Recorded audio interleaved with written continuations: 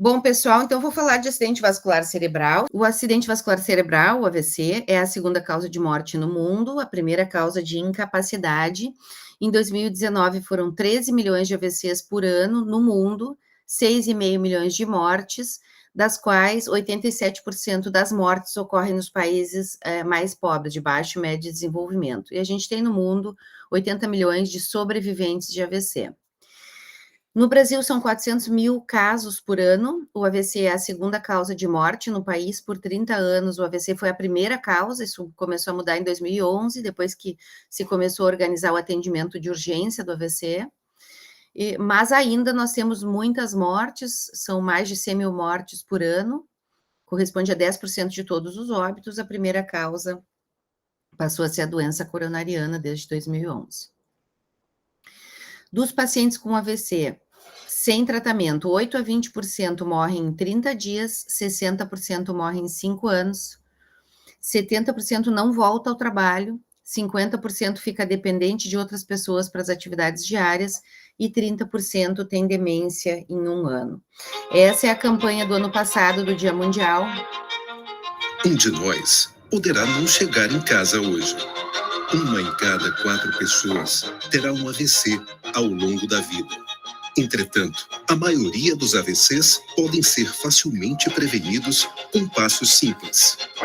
Quando se trata de AVC, não deixe que seja você. Essa é a campanha, foi a campanha mundial do ano passado e retrasado, para lembrar que 1 em cada 4 de nós vai ter um AVC ao longo da vida. Isso é uma estatística horrível, mas que a gente pode atuar para prevenir 90% dos casos. Então, a gente tem aqui os fatores de risco que não podem ser prevenidos, como a idade. Então, acontece em qualquer idade, inclusive em criança, mas o risco dobra a cada década, aumentando acima dos 65 anos. Os homens têm um risco um pouquinho maior, os negros têm um risco maior, principalmente pela hipertensão de mais difícil controle e hereditariedade. Então, quem tem história familiar de AVC ou infarto tem um risco maior de ter um AVC. E esses são os 10 fatores de risco modificáveis, aqueles que a gente pode atuar e reduzir em quase 90% a chance de ter um AVC.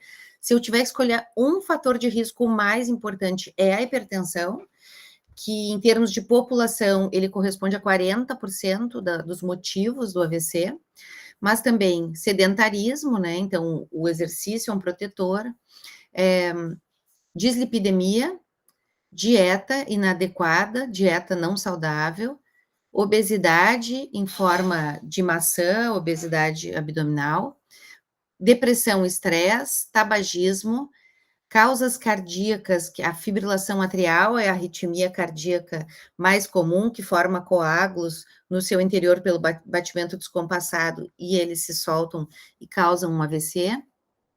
Abuso de álcool e diabetes. Então, esses 10 fatores, todos eles nós conseguimos atuar, atingir os alvos de tratamento e reduzir o risco de AVC.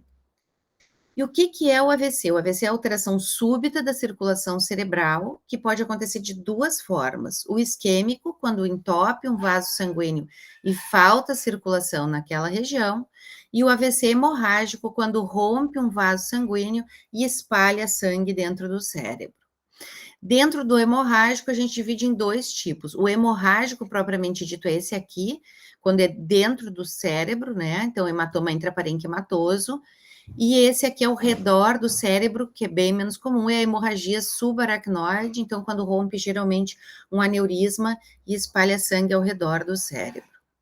Primeira coisa é saber reconhecer os sinais de AVC. Então, subitamente, perda de força ou de sensibilidade, geralmente numa metade do corpo, podendo comprometer braço, perna ou face, dificuldade para falar ou compreender a fala, dificuldade para enxergar em um olho, nos 2 olhos e na metade do campo de visão, ou na metade do campo de visão, tontura súbita, que se manifesta com uma sensação rotatória associada à falta de equilíbrio e falta de coordenação, e dor de cabeça insuportável sem causa aparente. Qualquer um desses sinais, a orientação é imediatamente ir para um hospital preparado para o atendimento do AVC. Não adianta ser para o hospital que está do lado da nossa casa, que não tem nenhum tipo de tratamento, certo? Então, as pessoas têm que se direcionar para o local certo. Essa é uma das campanhas que a gente faz, junto com o Ministério da Saúde e as nossas sociedades, para ficar mais fácil das pessoas lembrarem dos sinais mais comuns. Então, com a sigla SAMU, isso foi o pessoal da Liga de Neurologia da Bahia, da UFBA, né, que criou. Então, com S de SAMU, sorria, pede para dar um sorriso e ver se a boca fica torta. Abrace, pede para esticar os braços e ver se um braço fica fraco, se ele cai.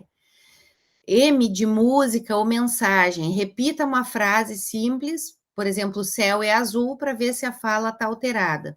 E o de SAMU, urgente, ligue SAMU 192, tempo perdido é cérebro perdido. Essa é uma tentativa das pessoas entenderem que qualquer desses sinais rapidamente tem que chamar o SAMU para ir para um hospital que é um centro de AVC. E o SAMU está treinado no nosso país para reconhecer, priorizar os casos de AVC e levar para os hospitais que são centros de AVC. Ele sabe quais são os hospitais em cada região. Bom, o AVC isquêmico, então, que ocorre quando há uma oclusão de um vaso sanguíneo cerebral. E aqui vocês estão vendo a circulação chegando no sistema nervoso, né? Onde a gente tem, às vezes, uma placa de gordura na parede do vaso sanguíneo, causada mais comumente por aterosclerose, e essa placa se rompe, como vocês estão vendo aqui, se grudam plaquetas nela, ela se solta e viaja pela circulação até o sistema nervoso, ou às vezes ela obstrui localmente mesmo, e essa obstrução gera imediatamente uma pequena área de cérebro que já morreu, porque o cérebro ele dura muito pouco tempo sem circulação, tá? Ele dura muito menos do que o coração, por exemplo. Então, isso é o AVC isquêmico.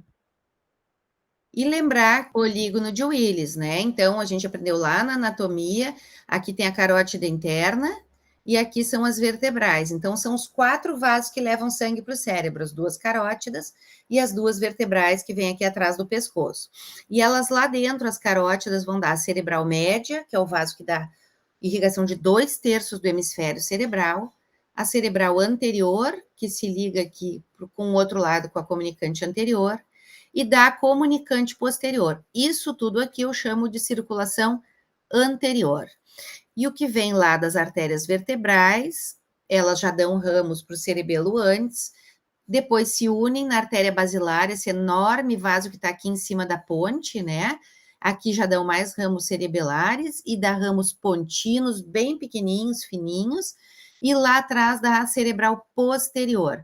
Então, essa cerebral posterior, junto com o que a gente tem lá na circulação anterior, é que forma o polígono de Willis, né? E tudo aqui atrás da cerebral posterior para baixo é o que eu chamo de circulação posterior, tá?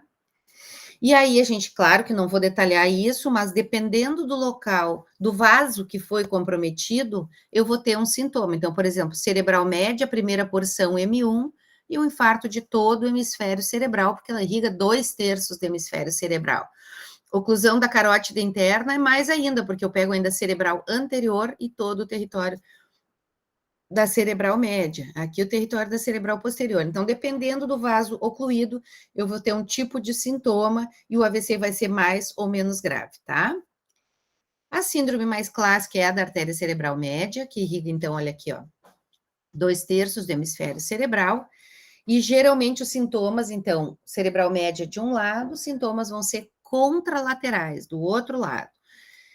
Pode ter perda de força ou perda de sensibilidade, então hemiparesia ou hipoestesia, disartria, então a articulação da fala enrolada, paralisia da face, só a parte inferior da face, né, não pega o olho, então quando compromete o hemisfério, não, só pega a parte inferior da face, hemenopsia, então toda metade do campo de visão contralateral, metade de cada olho, o paciente não enxerga, desvio do olhar conjugado, e aí o paciente olha para o lado da lesão, então vamos dizer que é hemisfério esquerdo, ele vai ficar olhando para o hemisfério esquerdo e o lado direito é que vai estar paralisado, com hipoestesia. Afasia, que é alteração de linguagem, geralmente com comprometimento do hemisfério esquerdo, quando o paciente é destro, e quando o paciente é canhoto, a maioria também no hemisfério esquerdo, a linguagem. Uma parte pequena, então, das pessoas que são canhotas ou ambidestras pode ter o hemisfério dominante, como a gente chama, que é o hemisfério da linguagem, no hemisfério direito.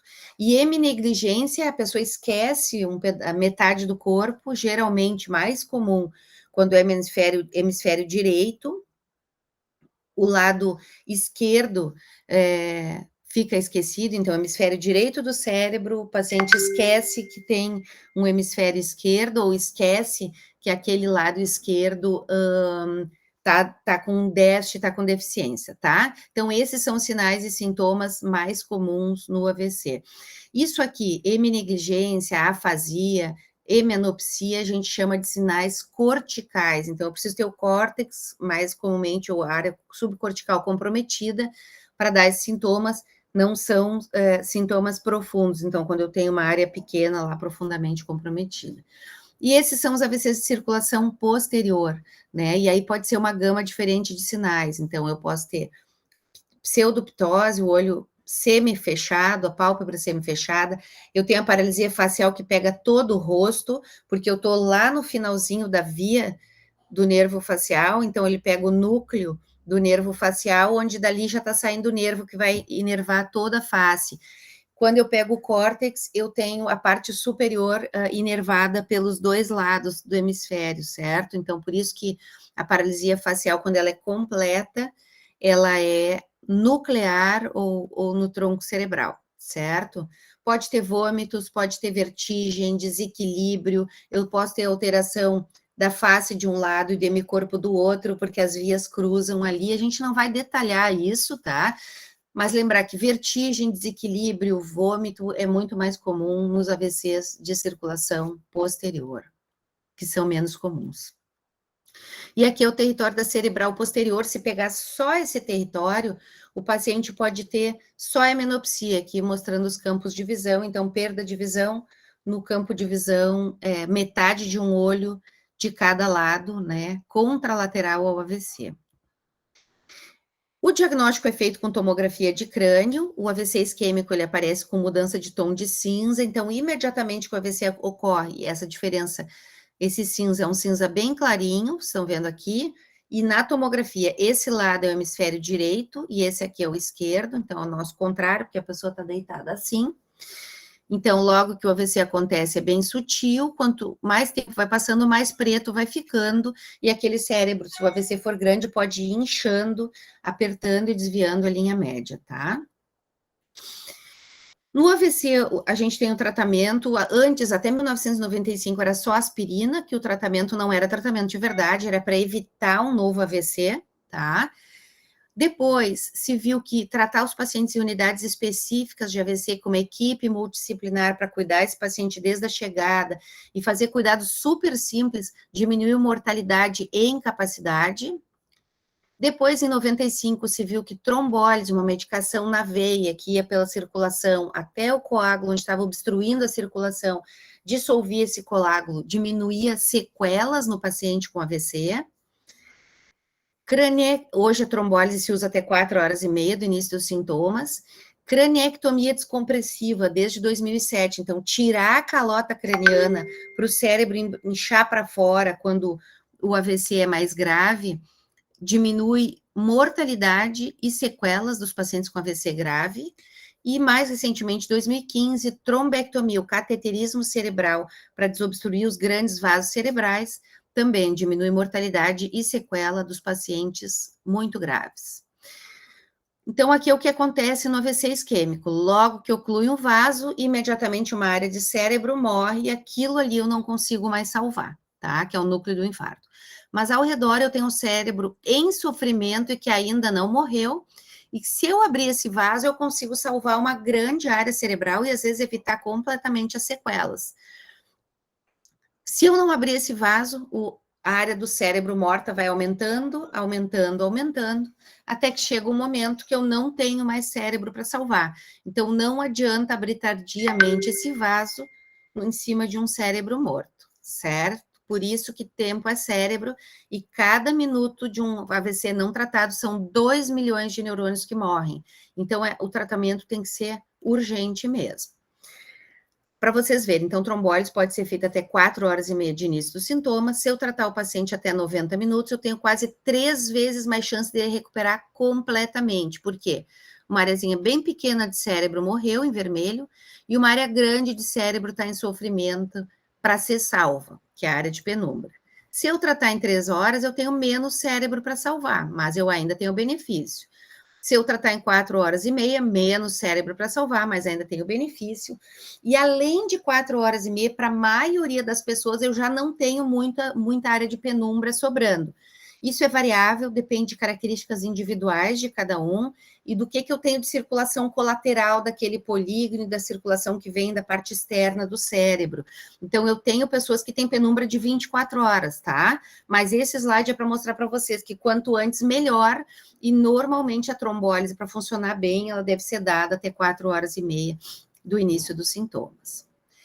Depois do atendimento de urgência, a gente tem que identificar qual foi a causa desse AVC. Então, além de identificar os fatores de risco, que eu já mostrei para vocês, ver o que causou esse AVC. Então, eu posso ter uma oclusão de um pequeno vaso dentro do cérebro, que eu chamo de lacuna, eu posso ter placas de gordura nas carótidas, na aorta, ou lá nos grandes vasos do cérebro, que eu chamo de aterosclerose de grande vaso. Eu posso ter coágulos que se originam do coração e vão pela circulação e obstruem um vaso do cérebro, que eu chamo de cardioembólico. As causas dos jovens e das crianças geralmente são outras causas mais raras, que eu classifico como outras etiologias. E infartos de origem indeterminada, quando ou eu tenho duas potenciais causas, ou eu não investiguei suficiente e não achei a causa, ou quando realmente a gente fez tudo para investigar a causa e não achou, que pode ser até 30% dos casos eu não achar a causa, tá? Por que é importante identificar a causa? Porque o tratamento muda, certo? A gente não vai falar de tratamento hoje, mas é fundamental saber o que causou o AVC. Pessoal, pergunta sobre o AVC isquêmico?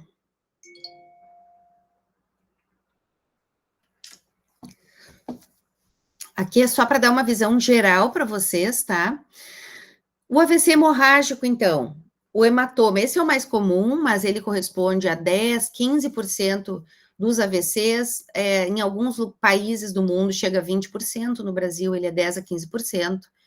Ele é um sangramento dentro do parênquima, né, cerebral, alta mortalidade, 30 a 50% em 30 dias, e não tem um tratamento efetivo, certo?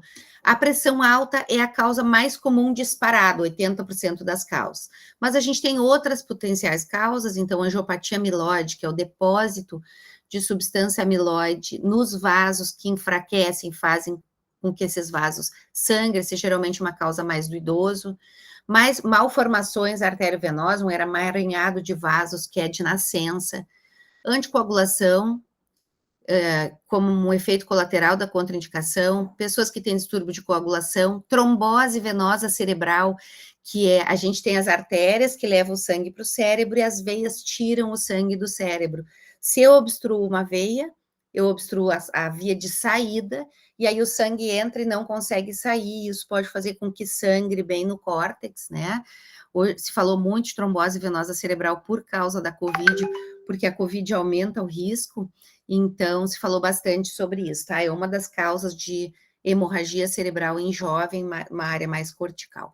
Mas a hipertensão, sem dúvida, é a principal causa e a gente precisa tratar, controlar, e aí a gente vai evitar a maior parte dos casos de hemorragia cerebral. Tratamento cirúrgico na minoria dos pacientes, tá? Do sangramento hemorrágico dentro do parênquima. Na hemorragia subaracnoide, que é um pouquinho diferente, a maior parte é causada pela ruptura de um aneurisma, é bem mais rápido, mas é muito grave. Então, aqui o que tem que reconhecer é quais são os sinais de alerta. 10 a 20% morre antes de chegar no hospital. 80% das causas são essas malformaçõezinhas aqui, os aneurismas, né, que podem ser de nascença e também pode se formar ao longo da vida, nas partes de fragilidade arterial, nas bifurcações arteriais, né? Então, olha aqui, ó. Então, na bifurcação, o sangue batendo ali, vai formando uma dilatação, que é o aneurisma, que pode se romper. Isso é o que vocês têm que fazer, saber de hemorragia subaracnoide. Dor de cabeça súbita insuportável, que a pessoa descreve como a pior que já teve na vida, náuseas, vômitos, pode ter rigidez de nuca, né, dificuldade de mexer o pescoço, pode chegar com diminuição do sensório, até em coma, pode ter sinal focal, pode ter crise convulsiva. Os sinais mais importantes da maioria dos pacientes é dor de cabeça insuportável, que o paciente refere como a pior que já teve, náusea e vômito. Esses são os sinais da maioria dos pacientes. E o que muda da dor de cabeça habitual, da enxaqueca? A enxaqueca, ela pode ficar forte, mas ela vai aumentando progressivamente. Esse aqui, a dor começa explosiva, insuportável. Essa é a característica que vocês têm que estar atentos, até prova em contrário, isso é uma hemorragia subaracnoide, tá? E essa é a imagem que a gente vê na chegada, sangue, ó, no espaço subaracnoide. Se a tomografia não enxergar, ela vai ver em 90% dos casos, ela vai ver sangue. Se ela não enxergar, a gente faz um exame de punção lombar, né? Então, quando a gente tira líquor, esse sangue está no líquor, quando a gente punciona, vem o sangue na hora e a gente faz o diagnóstico. E aqui a imagem para enxergar o aneurisma, a angiotomografia, certo? E nesse caso, sim, o tratamento é intervencionista ou cirúrgico, abre e bota um clipe, exclui esse aneurisma da circulação, ou vai por cateterismo e bota molinhas lá dentro para excluir esse aneurisma da circulação. E para a gente terminar, eu vou mostrar um caso para vocês. A dona Maria, de 67 anos, com pressão alta, diabetes, usando enalapril e metformina. Então, um remédio da pressão e um remédio do diabetes. Estava lavando louça, deixou cair um prato. Quando a filha perguntou o que estava acontecendo, ela não conseguia falar. Chamou o SAMU e ele, em 1 hora, chegou no hospital com a dona Maria. Na chegada, ela não obedecia a comandos, tinha paralisia da face inferior direita, todo o hemicorpo direito não se mexia, diminuição da sensibilidade do lado direito do corpo, dificuldade para falar e para entender. A gente chama isso de afasia global. E aí, como é que a gente atende a dona Maria? Ela pode chegar direto de carro com a família, a enfermagem tem que saber reconhecer os sinais que a gente falou, ou ela vem direto pelo SAMU e ela passa na frente de todo mundo. E aí, após reconhecer esses sinais, nós vamos ver há quanto tempo os sintomas iniciaram. Se o hospital tiver só trombólise endovenosa como tratamento, esse paciente vai passar na frente de todo mundo se chegar com menos de 4 horas e meia dos sintomas. Se tiver tratamento endovascular para o AVC agudo, esse protocolo de AVC dura 24 horas, porque com imagem avançada e com trombectomia, né, a gente consegue tratar pacientes até 24 horas. Tomografia, se ela não tem critérios para ser um atendimento de urgência, ela vai fazer uma toma até 1 hora da chegada, vai ser transferida para a unidade de AVC para todos os cuidados. Se ela está dentro dessa janela, o paciente passa na frente de todo mundo. Se tiver alguém fazendo tomografia, a gente tira para priorizar esse paciente, tá? O médico emergencista e o enfermeiro avaliam ao mesmo tempo, a enfermeira punciona 2 acessos, coleta exame de sangue, verifica a pressão arterial e a glicose, porque a glicose baixa, muito baixa, pode simular um AVC. Geralmente a gente tem uma caixinha, o stroke box, onde tem tudo que eu preciso para atender esse paciente. O neurologista confirma a hipótese, revisa o horário, o início dos sintomas, faz o exame e já faz isso indo para a tomografia com a caixinha do AVC. Está aqui os residentes, com a familiar, o paciente monitorado da pressão e a caixinha do AVC indo para a tomografia. Na tomografia, se tiver sangue, vai para o protocolo de hemorragia cerebral. Se não tiver sangue, eu vou ver se tem critérios de exclusão para trombólise ou não. Então, essa era a tomo da dona Maria, né? Ela tinha hemiparesia direita e afasia, eu vou procurar do lado esquerdo do cérebro. Ela tinha uma mínima área hipodensa aqui e estava aqui uma artéria cerebral média já bem branca, mostrando que tinha um trombo, certo? E pacientes devem receber o tratamento endovenoso do AVC, a trombólise, pacientes que podem iniciar o tratamento até 4 horas e meia dos sintomas, uma tomo que não tenha sangue e que não tenha uma grande área comprometida naquela tomografia. Se já for muito grande, a gente exclui do tratamento, porque aí o trombolítico aumenta o risco de sangrar. Se tiver critérios de exclusão, o paciente vai receber aspirina, remédio para o colesterol e manejo dos parâmetros fisiológicos, vai cuidar da pressão, vai evitar que suba a glicose, vai evitar que o paciente fique hipoxêmico, vai evitar febre. Se não tem critério de exclusão, a gente começa a trombólise endovenosa em menos de 60 minutos, idealmente menos de 45 minutos. E aí a gente faz o início da trombólise, é um bolos que a gente chama, e já faz a angiotomo. Aqui confirmou que realmente tem um grande vaso fechado. Olha, aqui está toda a cerebral média, aqui está faltando todo esse pedaço. E aí o paciente vai para o tratamento endovascular nos hospitais que têm disponibilidade, cateteriza a artéria femoral ali na perna, e aí aquele catéterzinho vai subindo até chegar no cérebro, olha lá, ó, onde está o coágulo obstruindo a circulação. Aí se cutuca aquele coágulo e vai aspirando, essa é uma das formas, né, de trombectomia, tá? Essa é uma das formas, não é a única, até tirar todo da circulação. A outra forma é, mesma guiazinha sobe, mas aí vai um estente.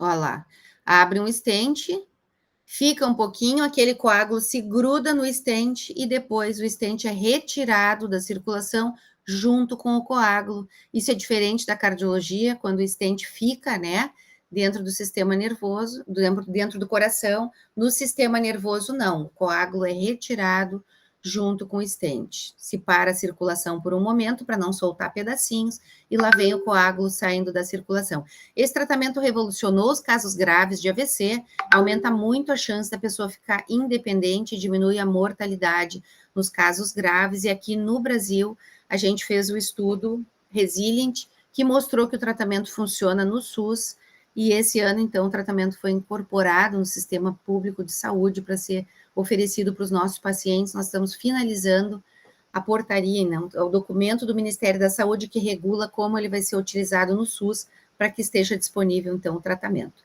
E aqui, para mostrar para vocês, a primeira trombólise feita no Hospital de Clínicas de Porto Alegre, isso em 2005, né, seu Altamiro, chegou rapidamente, mesmo sem ter sido treinado o SAMU, nem a população, eles chamaram o SAMU chegou rápido no hospital, estava pedindo para ele levantar o braço, ele não conseguia mexer, a perna levantava muito mal, ele não conseguia caminhar. Para vocês terem, olhem a diferença para o outro lado, ó, que ele conseguia fazer bem. Tinha um apagamento da face e ele tinha disartria, tá? Então, não conseguia caminhar, o braço praticamente não mexia, a perna mexia pouco, disartria e apagamento da face. Ele recebeu trombólise, foi nosso primeiro paciente, e aqui é o seu Altamiro, no quinto dia pós-tratamento, caminhando normalmente, porque conseguiu receber o tratamento, né, que até então não poderia ter sido dado. Pessoal, então, o tratamento do AVC mudou muito nos últimos anos. Antes era considerado como o pit stop da sobrevivência, mas aquele pit stop dos anos 50, né, que demorava, o piloto parava no pit stop, levava um tempão, cada um fazendo a sua parte, várias pessoas olhando e uma pessoa mudando os pneus, enchendo de gasolina, passava um paninho, dava uma limpadinha, dava uma aguinha, e na verdade não era rápido, né? Olha ali. Então, levava um tempão até fazer o atendimento e liberar a pessoa para voltar para a corrida. Isso mudou completamente hoje. Olha quanto tempo eles levaram. Parecia rápido na época. Isso era tratamento do AVC. O paciente chegava, ficava esperando numa fila de espera, fazia tomografia 12 horas depois de chegar, o médico neurologista via no dia seguinte e dava aspirina. Não tinha um tratamento de verdade. Então, não tinha uma priorização. Hoje isso mudou completamente, né? Então, hoje a gente consegue, ó, olha quanto tempo até sair o carro.